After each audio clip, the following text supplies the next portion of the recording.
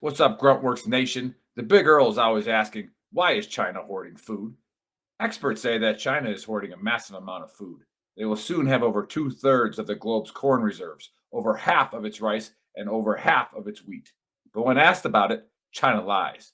One China expert says they, of course, will never admit to something like that. Well, what does China know that we don't? When it comes to global food shortages, China is the canary in the coal mine. You see, China is the world's #1 food importer. They rely on the rest of the world to keep their people fed. So they can't afford to mess up, or there will be riots, civil panic, or even worse, when over 1 billion people can't eat. What does this mean for Americans like you and me? 2 words: food shortages. That's why it's a smart idea to stock up on a kit of best-selling 4Patriots survival food. Create your own stockpile of the best-selling 4Patriots survival food kits. Hand-packed in the USA. The kits are compact and stack easily. They have different delicious breakfasts, lunches, and dinners. And their 5-star reviews on the website rave about the flavor and the taste. Right now, you can get 10% off your first purchase of 4Patriots survival food by typing in the code VTTGW at checkout. Just go to 4patriots.com and use the code VTTGW to get 10% off your first purchase of 4Patriots survival food. That's 4patriots.com. Use the code VTTGW. With us today, we got Joe, Trigger Joe Britson. All right, let's go. To try to get a matchup with a gun. Oh, goes the lead. Francis is gunning. Well, this is just a fist. When I start throwing it around, I can leave one hell of a mess. Let's dance. Multiple occasions. Wow, it looks like they're going to swing to the very end. And he wasn't kidding. Wow. It's very rare. What a finish. Another one. It really poses the question, what do you want to do? Do you want to take a chance and risk getting knocked out? Oh, my God. Oh, my God. Trying to take care of business, trying to get to goal. It's a knockout. Oh, my It's a knockout. And it's closing in. Trying to finish it. And it's over. Because I'm going to take this foot and I'm going to whop you on that side of your face. There's not a goddamn thing you can do about it.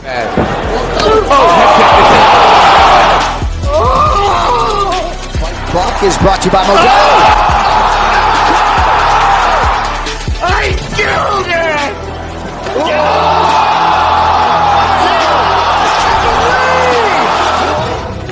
Right in the face, man. And we have a new nickname. Okay, we have William Send It 7 Pearson. All right, other than that, we used to call him Willie Pete. We used to call him the Mad Russian. For his opponent to be quicker on the tangent.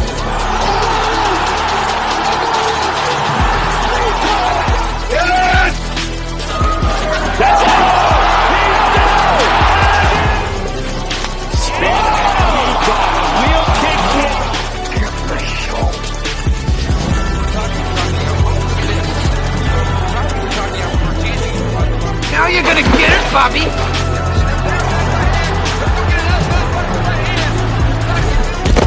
I think you've had enough.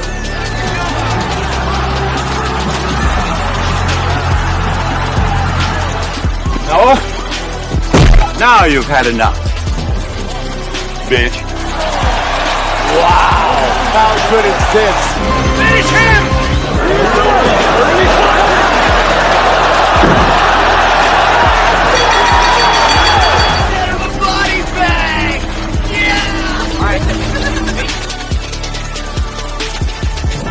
Another one.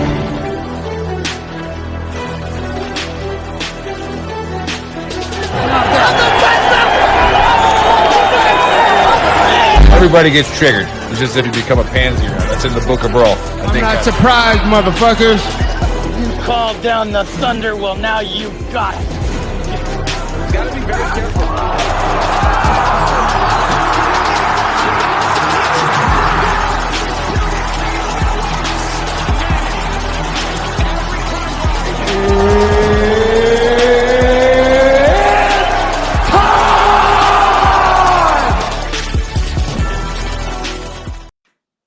What's up, trash talkers? What's going on, Gruntworks Nation? I'm glad that was just on my end as I was watching it on the screen, but didn't understand a word of that. And I do have to chuckle at our sponsor, For Patriots. All right, but just if you're into that kind of stuff, which the Big Earl obviously is, because I'm always thinking about China and ordering food. So go ahead and get yourself some survival food and some great outdoor stuff. Use the code VTTGW while you're there. And also, there's a QR code up there in the corner.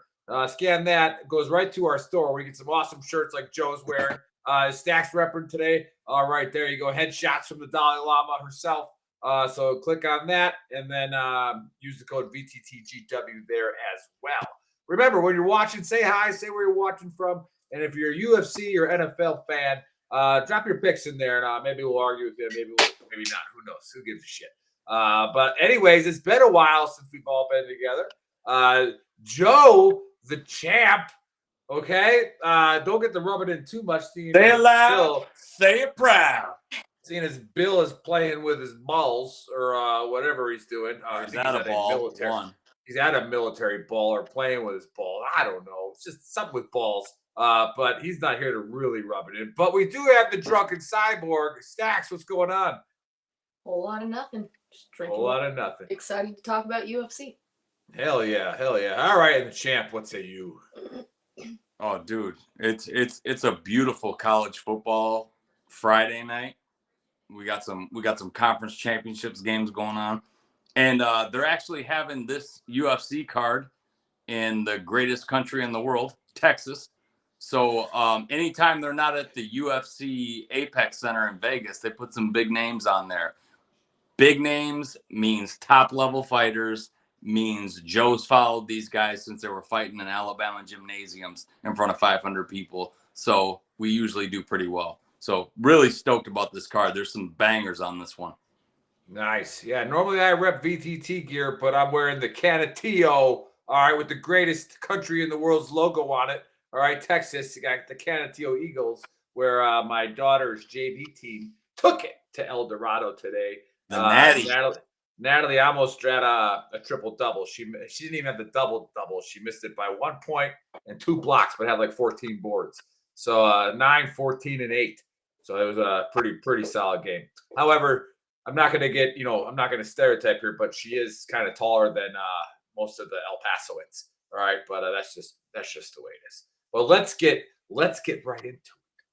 All right. Now, for those of you who are watching for the first time or listening on our other platforms, so go ahead and subscribe to all of our audio platforms like Spotify, Apple, iTunes, all that stuff. But we pick fights. All right. I don't pay attention to any fights except for the ones I'm betting on that these people tell me to bet on. All right. So when you hear my picks, don't listen to me. All right. Don't listen to the Big Earl. Don't know what I'm talking about. All right. However, listen to these two jokers because they do. Usually we have 3, but like I said, he's with a ball or something. And then wait till the end because at the end you get your DraftKings sleeper if you play DraftKings, then you get your locks and your parlays. All right. And again, Joe doesn't listen to me on this. He doesn't know how to really bet. I go, you got to bet the locks. All right. You got to bet individual locks to cover your losses on your parlays because those usually lose. But they don't pay enough, Nick. I know. Sometimes I bet $25 to win 6. All right. But that's just the way it is. It's a good way to bet because I was hoping Bill would come on live from the ball like Dick Clark on New Year's Eve and someone would shove a mic in his face because I just pay to see Bill in a bow tie. Right. Absolutely. Because it's not like the Chippendales version, Stacks. I see you drooling over there. Why me? No. Yeah. And Eric Sosa just bought a shirt, so using the code. Way to go, Eric Sosa. Way to be watching. You're not commenting, but way to be watching and using the code. Like Sosa. Sosa. Saying, Kaiser Sosa. What movie is that from? Usual Suspects. Attaboy. One of the most highly underrated movies of all time. Right. So you guys hit me in the back. Guys? Yeah, can you hit me in the back? Hit me in the back. Hit me in the back now. So, Stacks, you ever see that movie? Nope. Give me the back. Stacks, like, what the fuck? Got nothing. You got Becky commenting. Why I'm drooling over Bill in your mind? I don't fucking understand. No, I mean everybody drools over Bill, I guess. I mean, you guys. He's a sexy man. Obvious. Yeah. So, Becky's commenting, Joe, I like that wallpaper behind you. What is that? Your home? What brand? It's called Psychedelic Bad Acid Trip, Becky. Bad acid trip. All righty, let's get into it. All right, let's start off the night. We got a middleweight fight. All right, no points on it here, but we got Haley.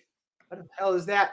Haley Soriano. All right, yeah, you were actually pretty close to center of the dartboard there, buddy. Yeah, 9-3 versus Dustin Stoltzfus. All right, so you can't get any more like horrible on two different names. So you first of all, you got a Pacific Islander name, then a Hispanic name, and then you got a whitish. They got Dustin, American as shit, and then obviously out of the Eastern Bloc of Stoltzfus.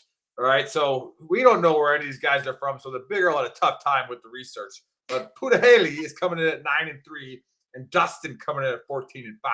But I'm gonna go with the Pacific Islander Tsunami Strike KO in the first round.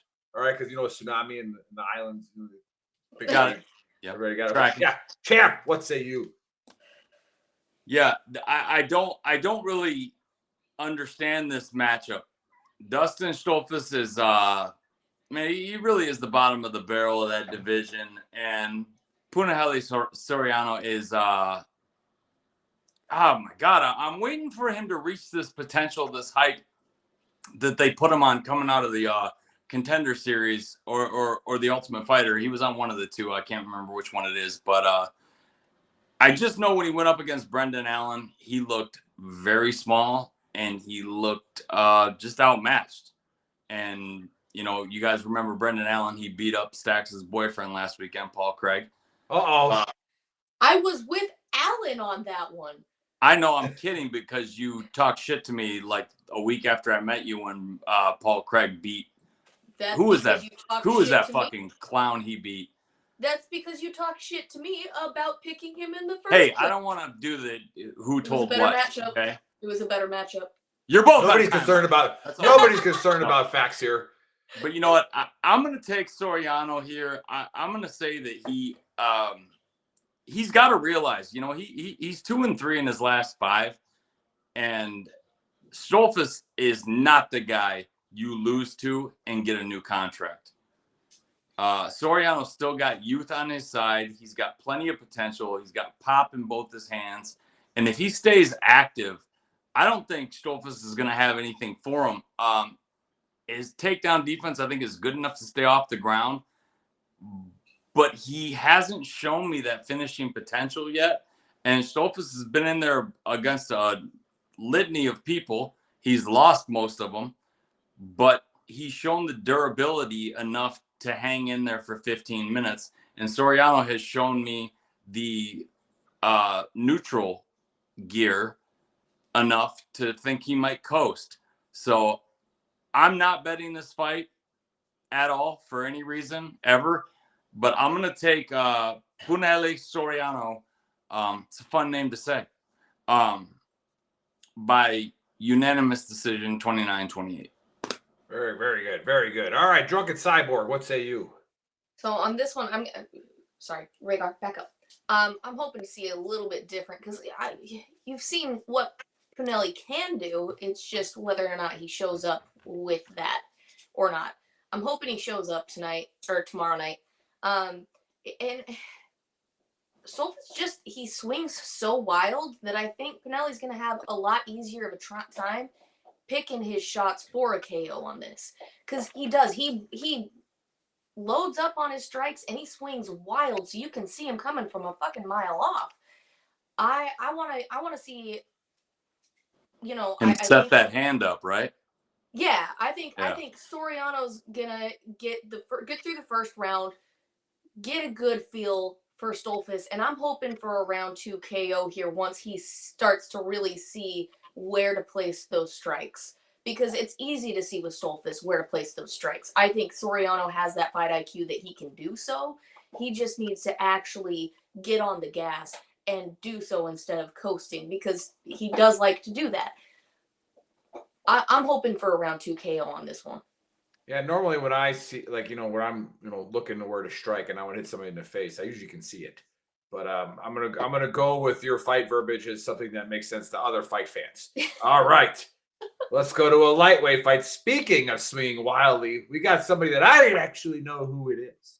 All right, we got Clay Guida in a lightweight bout coming in at 38 28 and 20. All right, that is a lot of brain damage. Lot of brain damage. So, like, dude, rock on versus Joaquim Silva. All right, coming in at 12 and 5. Right now, as much as I'd like to pick Joaquim, all right, I'm not going to because Guida is going to win by a power bomb in the second round. All right, Cyborg, what say you? I'm not going to go with that at all. That's retarded. I honestly, Guida, I used to like him as a fighter. I did. Now he rushes in. He tries to take shots that just aren't there, which gets him tagged up all the fucking time. He gets tagged up so bad because he rushes in without even attempting to make good reads for his shots. Probably because he has brain damage. That's honestly, that was another point I was getting to. I honestly think Guida's at the point where he needs to start seriously thinking about hanging it up. I wouldn't be surprised if this is his last fight. He's on the end of his line. He's still quick. He's still trying, but god damn, it's like he's not even making reads. It's like he's just trying to hit a brick wall and the other fighter's actually seeing what he's doing and just tagging him the fuck up. I'm going to go with a round 1 KO in this for Silva because Silva does have a great fight IQ, is quick enough that it won't matter when Guida comes rushing in with his barrage of just bullshit. He's going to see it. He's going to pick his shots, and I think he's going to knock him the fuck out, which is going to be sad because, again, I like Guida. It's time. He needs to be done. He really does. So, yeah, round 1 KO on that. Very nice. The champ, what say you? You know, I was going to be a little bit ageist here, but, you know, Clay Guida has made me, he surprised me before, but the fights are starting to stack up in his last couple. And the only thing that gives me pause here is the fact that there are lightweights, and, you know, lightweights aren't known as devastating assassins unless you get into the top 5, top 3 guys. Silva has won by knockout or lost by knockout in 5 of his last 5. So I like Stax's call there. Guida is about to be 42. 42 is okay at heavyweight if you're phenomenal. I mean, even Stipe's feeling it, but at lightweight, you're just not going to be quick enough. And this Silva kid is violent, and he's going to come for the finish. He knows how to sub people if it goes down to the ground. Guida has been subbed a ridiculous amount of times. He's got 20 losses. He's got more losses than Silva's got fights. So I'm going to go ahead and I'm going to roll with Stax here. I think Guida gets out of the first round, and I think Silva puts him away in the second. I'm taking Joaquin Silva by second round knockout. Very nice. Okay, on to a point fight.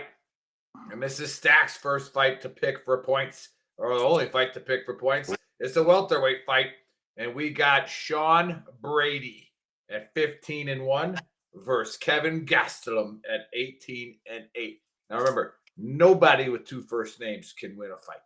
Okay, that's science. It's proven. All right, except for the 15, this guy allegedly won probably by disqualification. All right, so I'm going Gastelum. If you look at this, one of them, like Gastelum almost looks like Brady's dad. All right, so I'm going to go like Gastelum by spanking. All right, spanking KO first round. All right, Stacks, for your points, what you got? Okay, this is one of my sleepers, actually.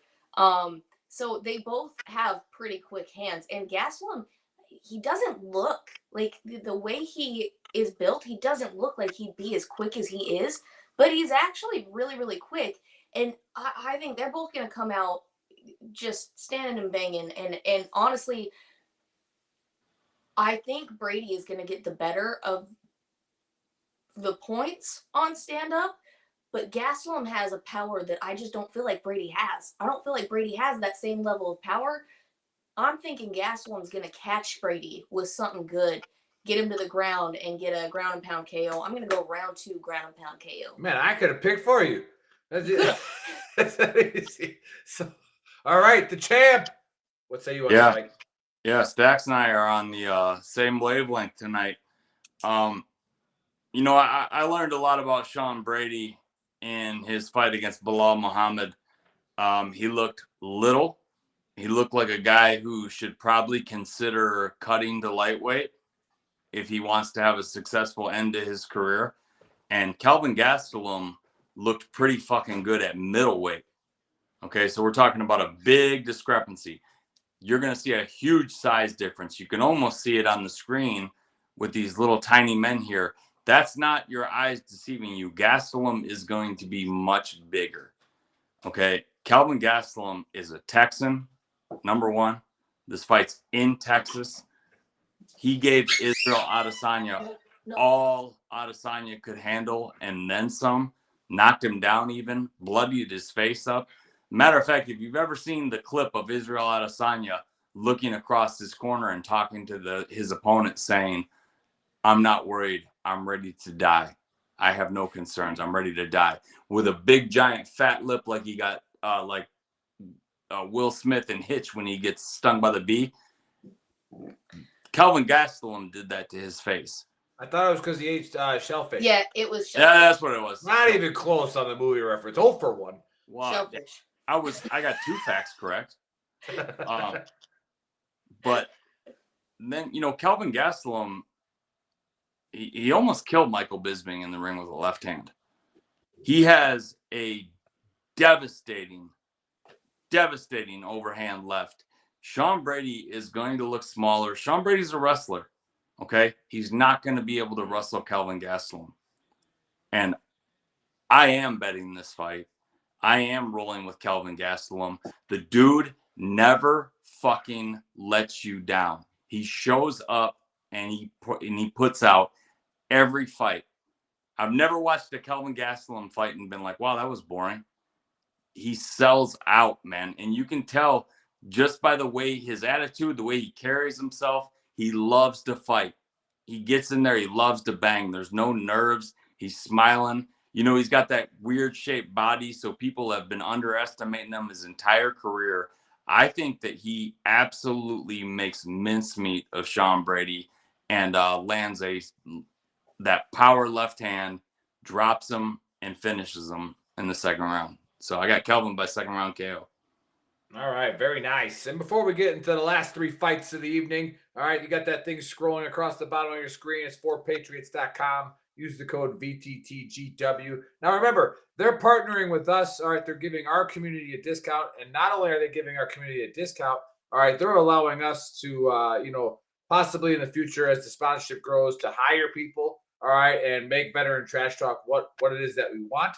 All right, is a place for veterans, first responders, and those that support it to come, have conversations, talk, share resources. And again, we're not a nonprofit. We're not here to, say, hey, we're equestrian therapy or, we know what solves PTSD. All right, we're hoping that we get enough people in here that have enough reasons of how they can help. And then that way, anybody who comes to this group, to this page, can figure it out. Other than that, we got 10th Mountain Whiskey behind us. All right, go there, put the code BTT in there, no DW. All right, you're gonna get some bourbon, some rye, some vodka. All right, sorry if you got an alcohol problem. All right, moderation, just like gambling. There's our disclaimer for that. If you don't have any money, don't gamble. And then go get our shirts up there, the QR code, and use the code BTTGW. And all right, Nick, can I caveat on that? Yeah, absolutely. It'd behoove everybody to listen. Dozen of you listening. We give our sponsorship plugs, but there is much more that goes into our sponsorships than just a letterhead saying that they'll approve us. Ryan, if you catch this show, I love you. He's one of the head dogs over there at 10th Mountain, if not the guy. We literally have a bond and a friendship. No homo, not that there's anything wrong with that, but these are good people who care about veterans, who really want to help veterans. Help these companies out. And I tell you what, the next time you want to impress your friends, knock their fucking socks off with the $45 bottle of bourbon that will outshine a $200 bottle, in my opinion. And right, the bourbon's very good. You'll look like an absolute stud. Show. Hey, good plug there, Joe. That was a lot better than I've been doing it. All right, let's go to the bantamweight fight, and this one is Bill supposed to pick it, so I'm going to do it for him. Lucky Bill. Did he give you All his right, pick? so no, he did not give me his picks. Okay, so we got this guy named Rob Font. All right, coming in at 20-7 against whatever that Divison Figueredo. All right, coming in at 21. No, he says it all American like. He says Yeah, Davison. Davison. All right, Davison Figueredo, 21-3-1. Now, normally the big girl doesn't pick these little kids that fight because it's disgusting to me that they let these 5-year-olds in the ring. They shouldn't do it at 106 pounds. It's not good for the sport. It's not good for humanity. However, seeing as I have to pick now, I'm going to go, because I always call the same ending with these guys. I'm going to go Font by submission in the second round by tickling. All right, it's going to be a tickling submission. And those you guys know, you know what I'm talking about, Joe. All right, remember that uncle you had that would tickle you and pissed you off? And I don't want to talk about it. Yeah. Well, not that uncle, the other one. All right. Okay. All right. So, yeah, but I know. Sorry if that triggered anybody else, but they tickle. It's not fun. It's not enjoyable. And if you can tap, you tap. All right, but there's no rules in tickle fights. All right, let's stay with Drunken Cyborg. Who do you got in this one? So on this one, I'm gonna go with Figueredo, because here's the thing with Font. When he fought Sandhagen, the thing that killed him was the ground control. It was the ground control and how freaking good Sandhagen is on the ground. And honestly, I think Figueredo is not as good as Sandhagen, but he's of that same caliber. However, Sandhagen doesn't find the ends for the submissions that Figueredo is capable of just catching on the freaking fly. Like, Sandhagen, while he's very good on the ground, you can tell he kind of thinks through what he's doing while he's on the ground, and he has to think through the submission a little bit more. Not a lot, but a little bit more. Whereas Figueredo's just catching this shit on the fly while people are trying to scramble out. I think they're going to keep it on the feet for a little while. They're both great with their hands.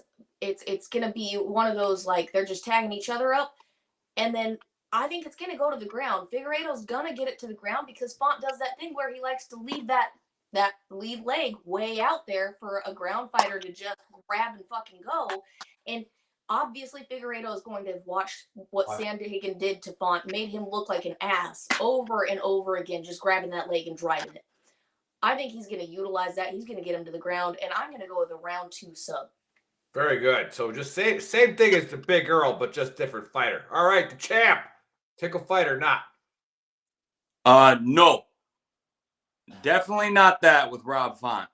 And, I made a mistake picking against Font with Adrian Yanez, and they disrespected him by making him the underdog against Adrian Yanez. He was a plus 250 underdog. And the first power shot he landed, Yanez didn't know what fucking planet he was on. And Rob Font's one of those guys. He's like the nicest guy in the room, but he flies a flag of a certain assassin that we know that always had a 2-teeth smile. And we always called it the state flag of Texas. And then to piss off Doc Esser, we always called his Texas state flag the state flag of Puerto Rico. But Rob Font heirs from the same territory as Ariel Rivera. And I'm going to give my boy the most lethal and deadly shooter in our platoon. I'm going to give him some props. And I'm going with Rob Font. This is going to surprise some people, but I'm saying he gets him out of there in the first round because Rob Font's a fast starter. He likes to come out and put people to sleep. And if it gets out of the first round, he might be in a little bit of trouble. But he's only been finished once by sub, and he loves to bang. And I think he's going to come out there and try and take Davison Figueredo's head off. And I think he's going to catch him. And I got Rob Font by first round TKO.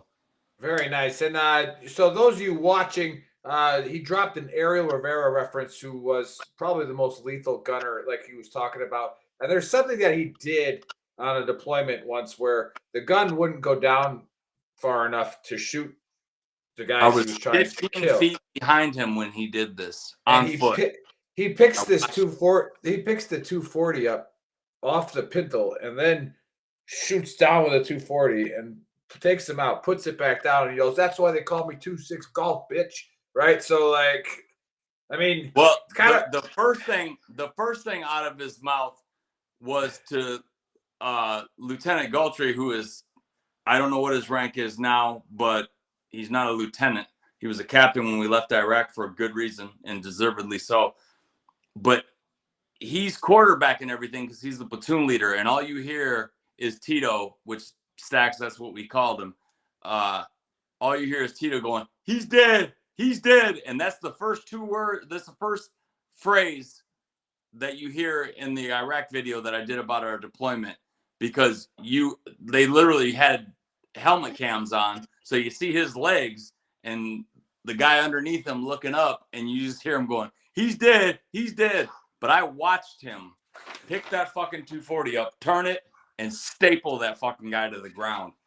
I was in awe. In the middle of a firefight, I was in awe of this guy.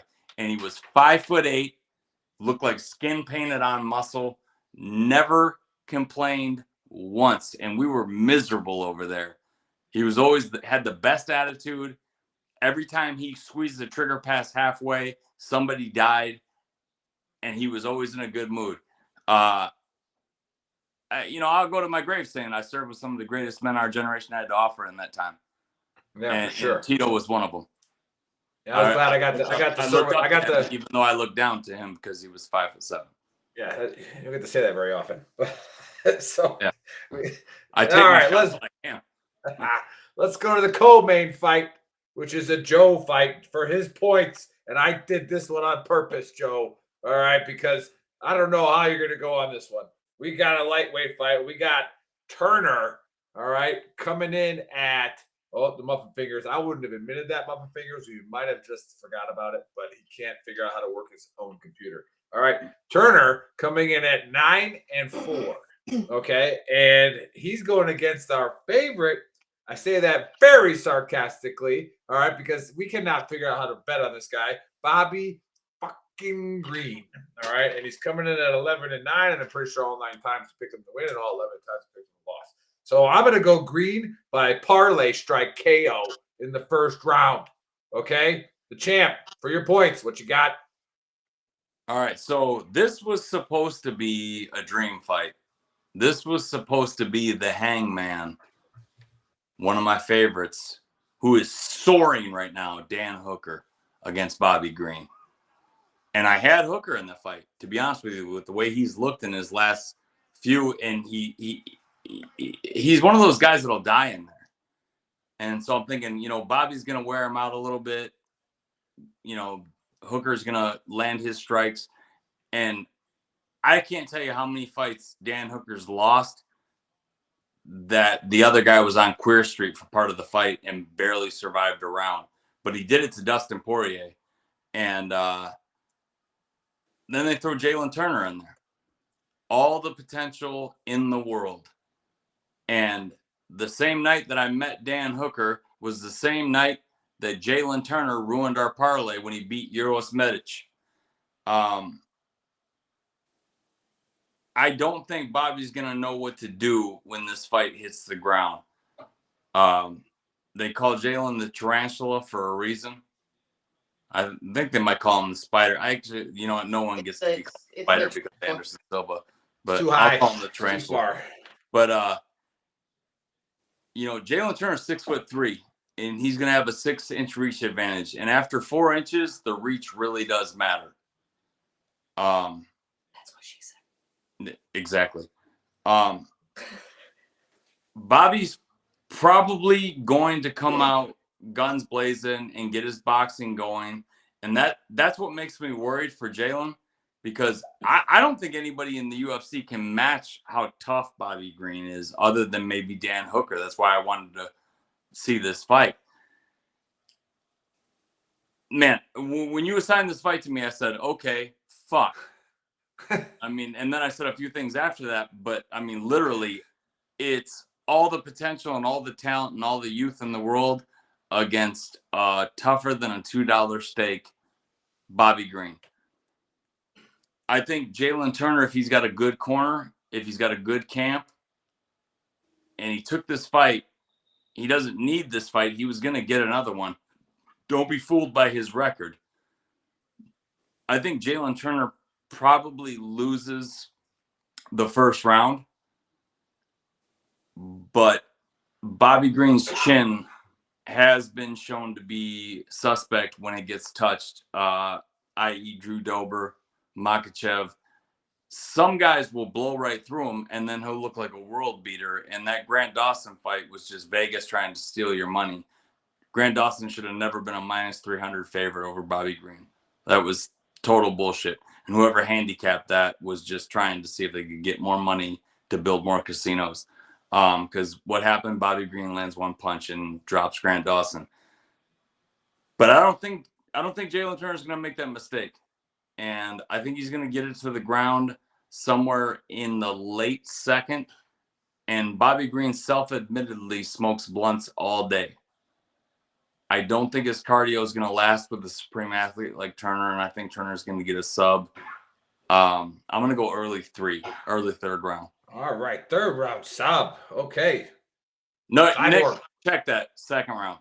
I guarantee it's going in the third now. All right. Yeah, right. So this one,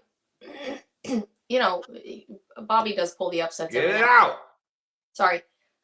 Bobby, doing my best here. Bobby does pull the upsets. He's so fucking tough, and those strikes, man, when he tags you, you freaking know it.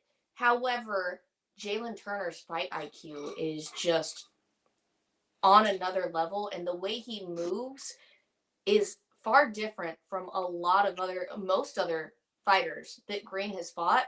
I think Green's going to have a hard time with that, especially with the reach advantage. How he moves along with the reach advantage is going to be a problem. And I think Turner is actually going to end up tagging Green up more than Green tags Turner up because of that. And then once it goes to the ground, Green has nothing for Turner on the ground. Absolutely nothing. So but Green also is super tough and does stay in there through a lot of adversity, although he has been taken out by a fly punch here and there. Honestly, I'm going to go with a unanimous decision for Turner on this one. I think Turner has it both in stand-up and on the ground, but goddamn, I think Green's going to last on this one. He's going to, by the end of it, he's going to be all the way fucked up, but he's going to last, I think. All right, so it sounds like a good fight to maybe watch. All right, let's go to the main card. The main event, excuse me. We got a lightweight fight, and we got Beneil Dariush, who at first I'd be like, fuck this Russian, but he's not from Russia. So luckily that when I go on the UFC webpage, he's got their flag next to him. All right, and then you got Arman Tsarukyan. All right, however you say that name, Tsarukyan. All right, from Armenia. So R-O-K? Yeah, R-O-C-K. All right, the S is silent. All right, 20-3 with Dariush coming in at 22-5-1.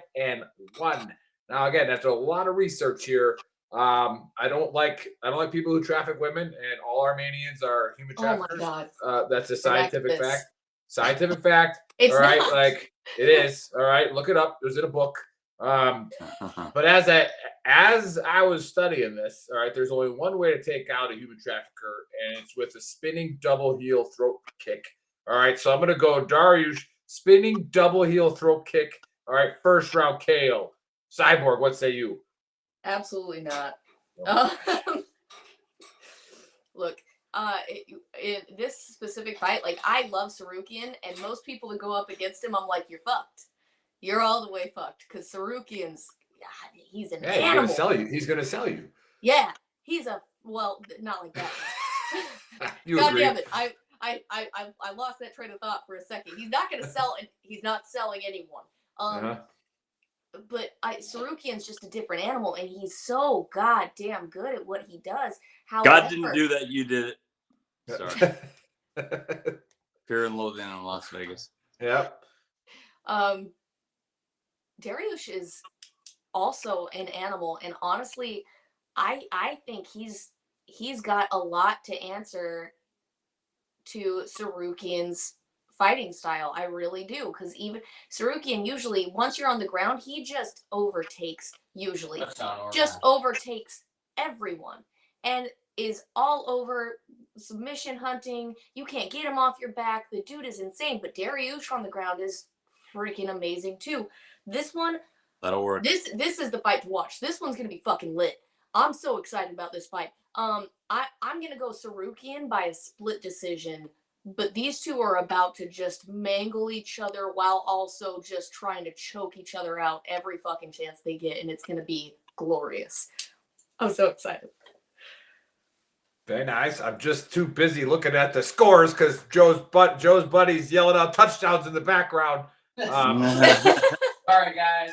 Sorry. No, it's okay because we got New Mexico State. All right, they're hanging in there with Liberty, 35-35. All right, Joe, what say you? I put that game on. That's a barn burner. Yeah, it's insane.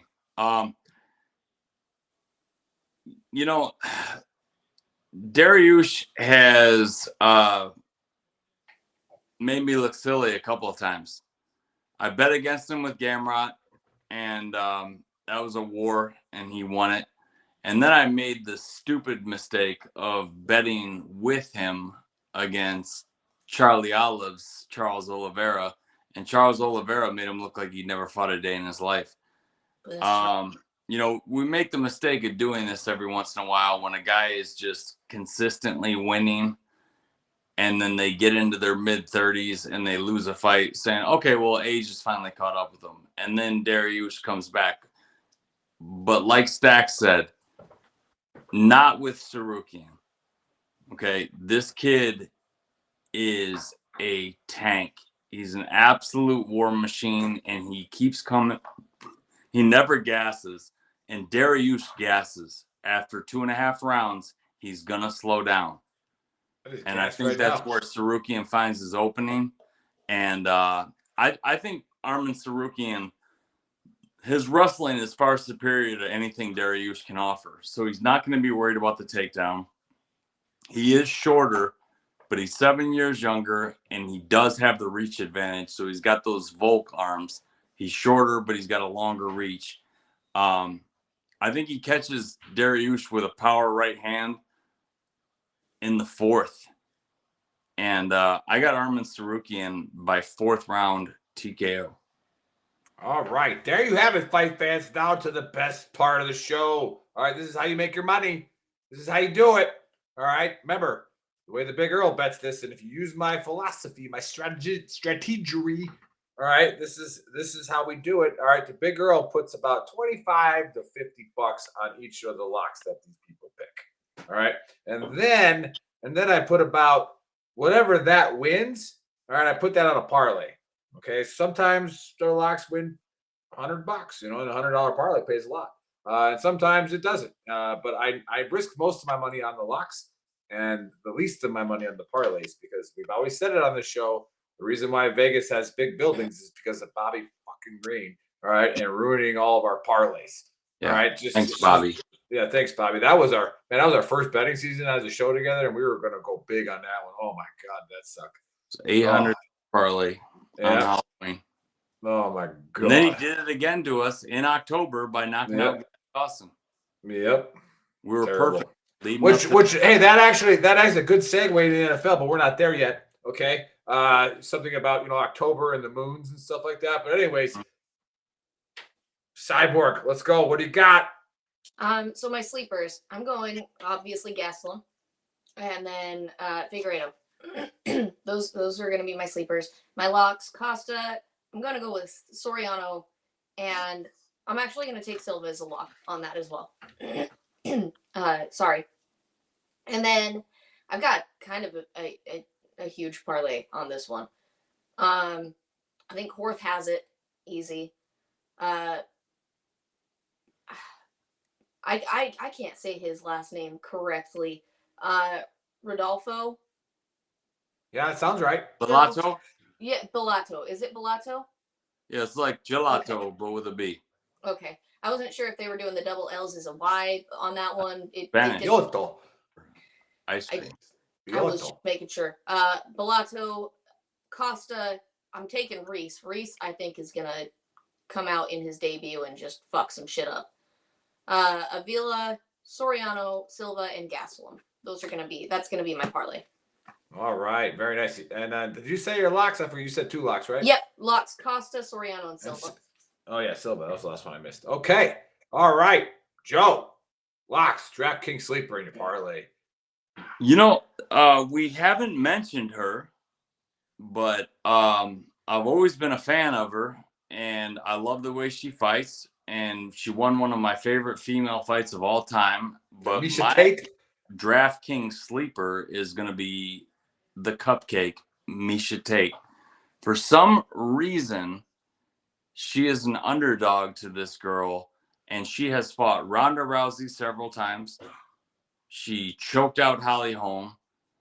She held the belt, and yeah, she got implants and slowed down a bit. But her wrestling is so good, and these females at this size, they're not knockout artists. So if you leave Misha Tate in there with a girl for 15 minutes, she's going to take her down 4 or 5 times. So put Misha Tate in your DraftKings lineup. She's plus 115 right now, and I like her to win a decision there. My locks are Rodolfo Bellato, who Stacks just mentioned. I think he tears through Peteria. I've seen this guy in the Contender Series as an absolute freaking tank. And then, Joaquin Silva over Clay Guida. I don't think there's any. I don't think Clay Guida. If I can speak English for 2 seconds, I don't think Today, Junior. Kid can't even read. I think Clay Guida is fighting just for the love of the game, and I think it's a major mismatch, and he doesn't stand a chance. So I'm gonna do my parlay like always from the bottom up. I'm starting off in the very early in the night. There is no early prelims because this isn't a pay-per-view. But I'm going to go with Wellington Turman over Jared Gooden. Turman has really impressed me in his last few showings, and Jared Gooden is not of the caliber of guys that Turman has been fighting. So Wellington Turman to start it off. Then you go Rodolfo Bellato, and whatever site you're betting on, take him by finish. This guy's a finisher. He's a fucking tank. Peteria fights very, very reckless. He's going to get finished. Then I'm going Jakar Close over Joe Selecki. Joe Selecki is a veteran. He's one of the few guys that beat Conor McGregor before, McGregor was a big name. But Jakar Close is one of those guys that I feel like is always on the cusp of fighting a perfect fight, and he's fought the top level competition. I think he wins this fight going away. Then once again, I'm staying with Stacks, and I'm taking Zachary Reese. So in the prelims, that's 4 fights. I'm going Turman, Bellato, Close, and Reese. Then coming up to the main card, I am going to take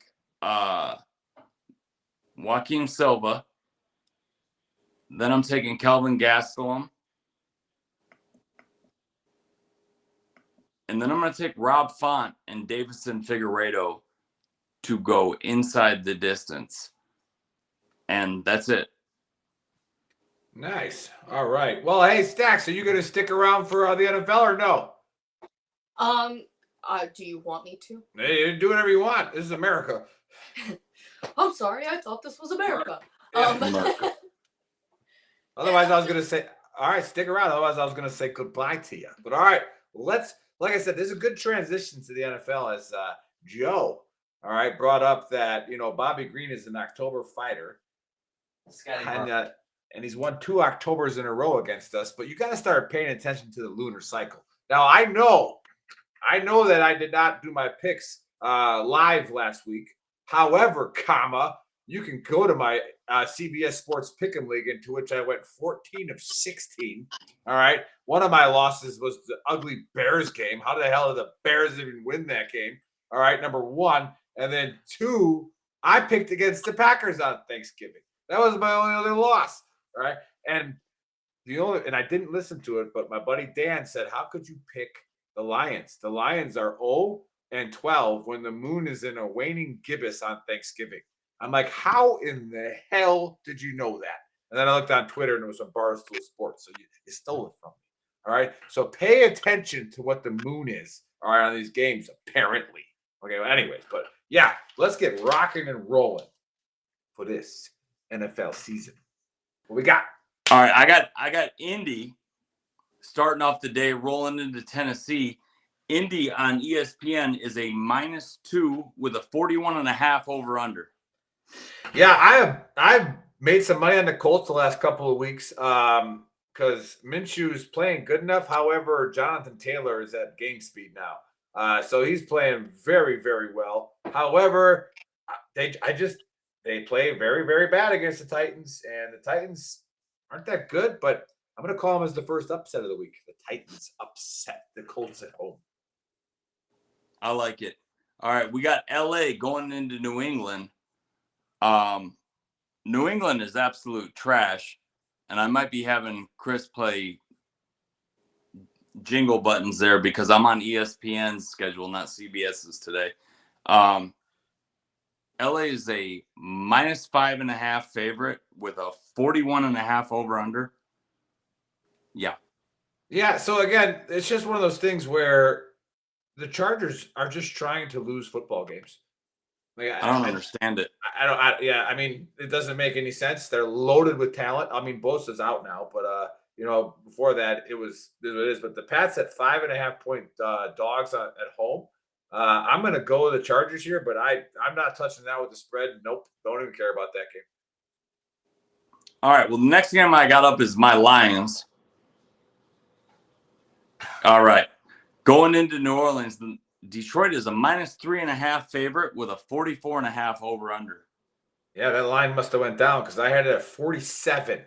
And so, man, that's a tough one. I don't want to lock the Lions, so because they just lose when I do it. So I'm just going to go with the Lions here. All right, so we got Atlanta going into New York to play the Jets, who keep on saying that Aaron Rodgers is practicing. I don't believe it. Well, he is. There's video of it, and he's off the IR.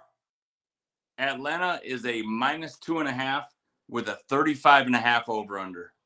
Yeah. Again, Aaron Rodgers is off the IR, so he is practicing. And again, I'm with the conspiracy theory on this that where if Aaron Rodgers played over 60% of the snaps, the Packers got a conditional first-round draft pick. All right, so he's faking it. He faked it so the Packers wouldn't get their first-round draft pick. But I'm going to lock the Falcons here, and I'm going to do a same team parlay. All right, I always take the under. The Jets have scored a total of 10 touchdowns this year. 10. All right, they've only scored 10 touchdowns this year. All right, terrible. Okay, so I'm going to go Falcons lock. All right, take them at -2 and then take the under as well. All right, we got the disgusting Arizona Cardinals rolling into Pittsburgh. Pittsburgh is a -6 at home with a 39.5 over under. Yeah, I really want to lock this up, but I'm not going to. I'm just going to go Steelers. Take them. You wouldn't be an idiot to put them on the spread either. All right, bear with me. We got Miami going in to play the Commanders, and Miami is -9.5 with a 49.5 over under. For some reason, I want to say take the under in that game. I mean, possibly. The Finns might put up 40 themselves. That's what I'm saying. They put them out.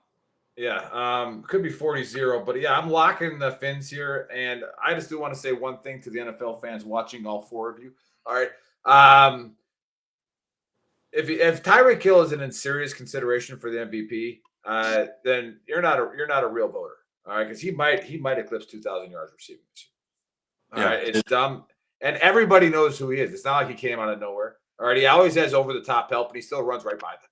And he catches the ball over the middle, and he takes end arounds to the house. I mean, he's an all around football player, and he's phenomenal. So yeah, Not to mention he covered the salary of the NFL hand that got fired for lending him his cell phone so he could sell. Yeah, he actually covered that salary out of his pocket.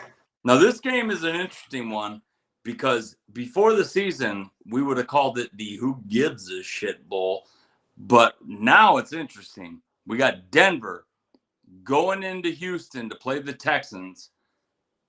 Russell Wilson is playing his ass off. He must have stopped kissing babies. CJ Stroud's up for Rookie of the Year, in my opinion. Houston is a -3 with a 44.5 over-under. Yeah, CJ Stroud's a lock for Rookie of the Year. If not, he's going to be in the MVP Dude, he looks like race. a veteran out there, man. Yeah, he's going to be in the MVP race if they win over 10 games. But I got the Texans here. I think they beat the Broncos. Broncos got a real good defense, but they make a lot of mistakes. I think the Texans capitalize on that win. Yeah, they certainly do. Okay, now we really got an ugly one. We've got the lowly Carolina Panthers rolling into Tampa Bay. Tampa Bay is a -6 with a 38.5 over/under at home.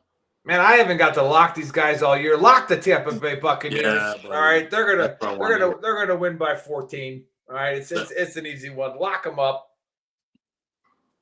Yeah, Baker's got enough gas in the tank to send those clowns packing by 2 scores.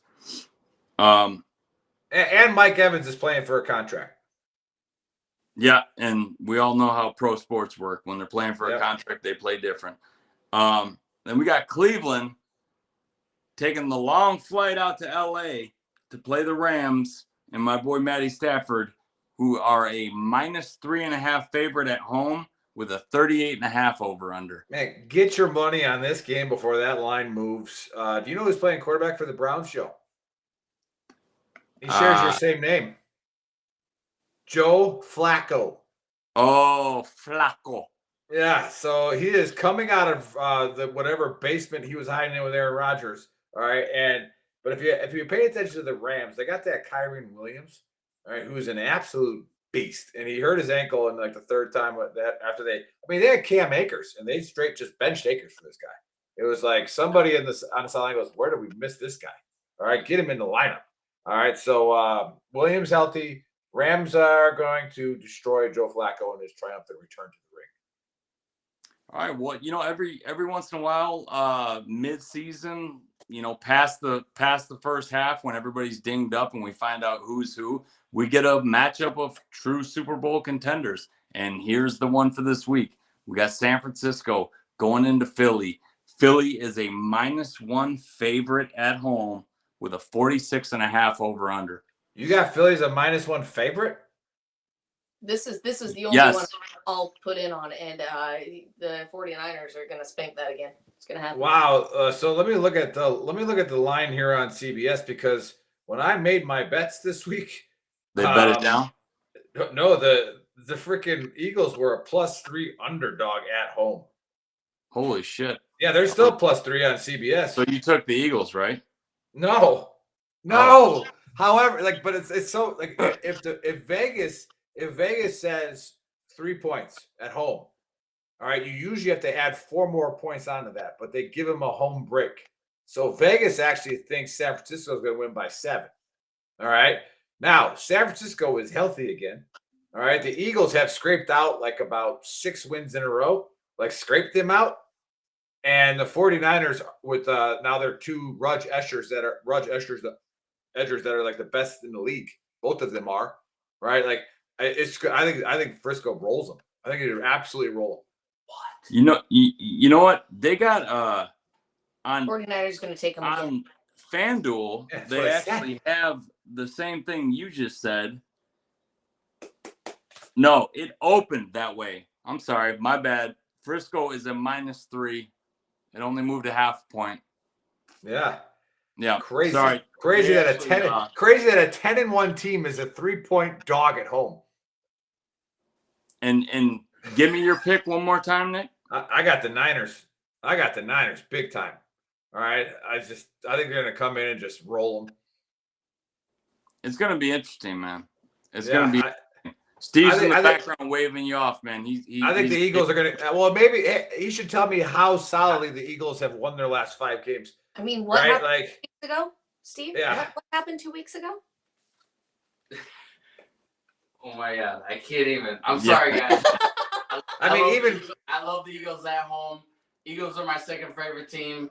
I love that means nothing. That means nothing to Vegas.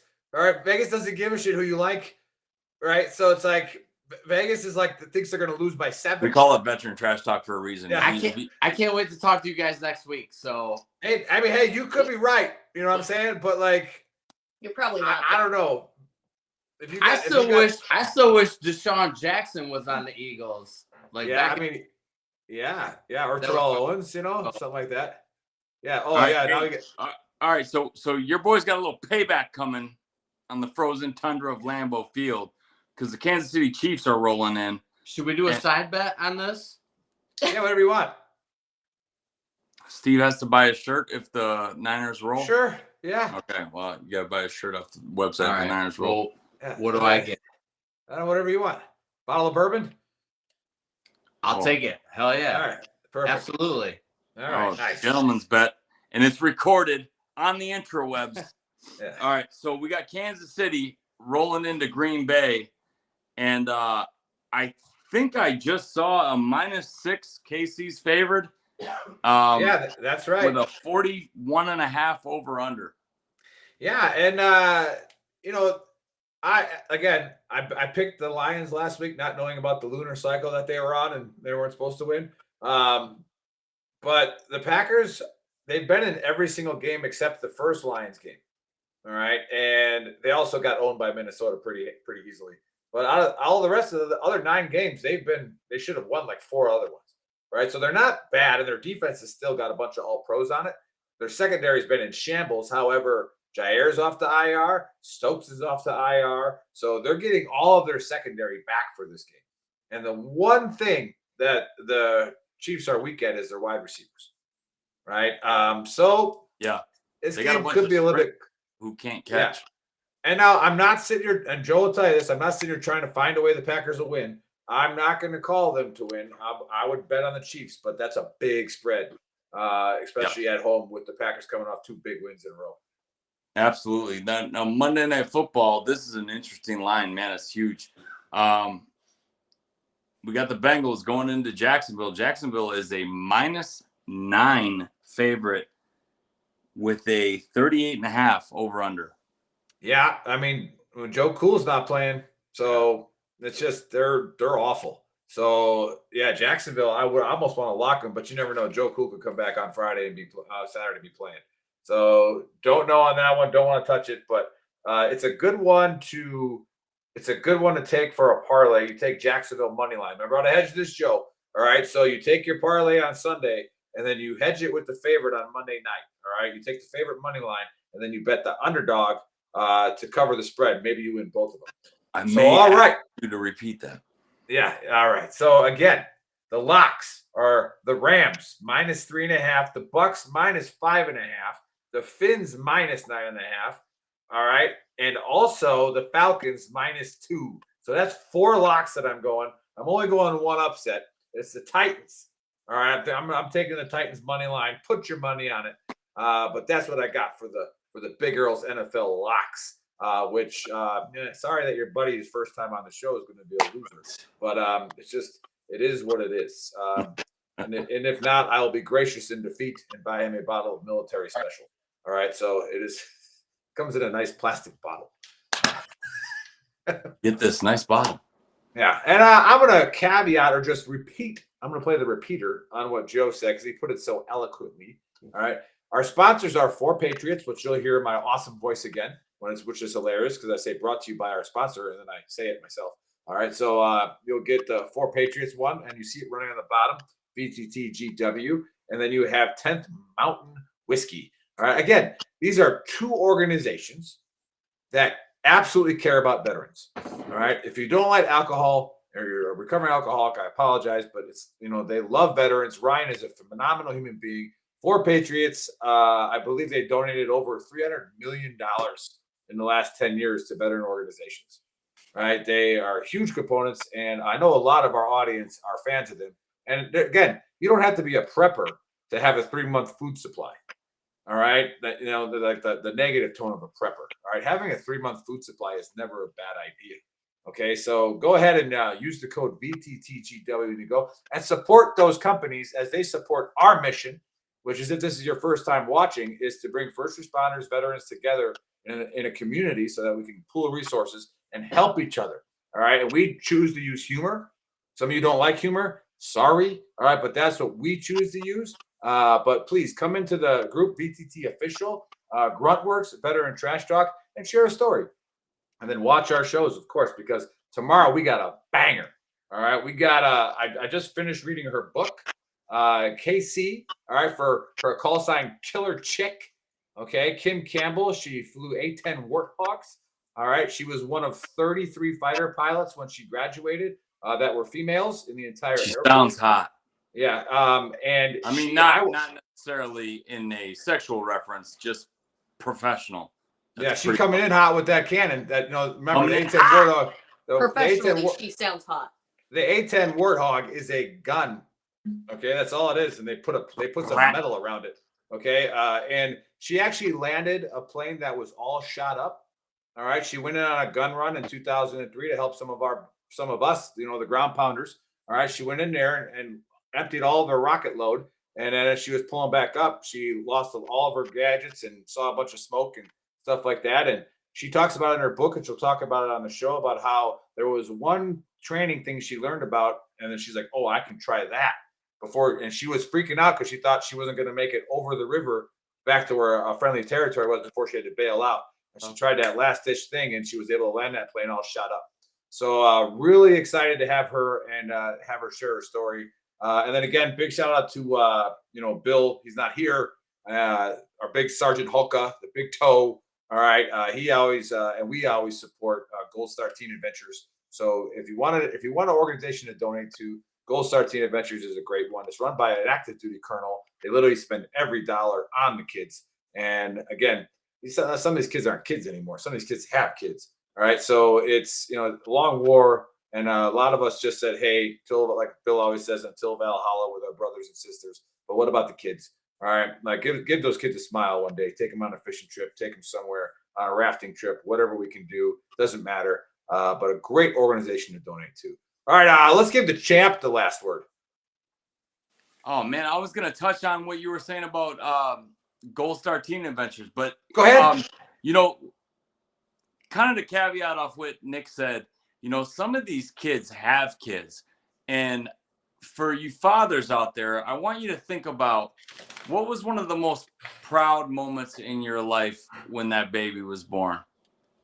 Because I know for me, it was handing them off to my dad.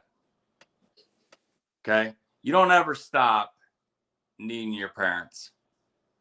And these kids' parents were fucking heroes. And some of them took a shot so we can be here. They didn't ask to be brought here.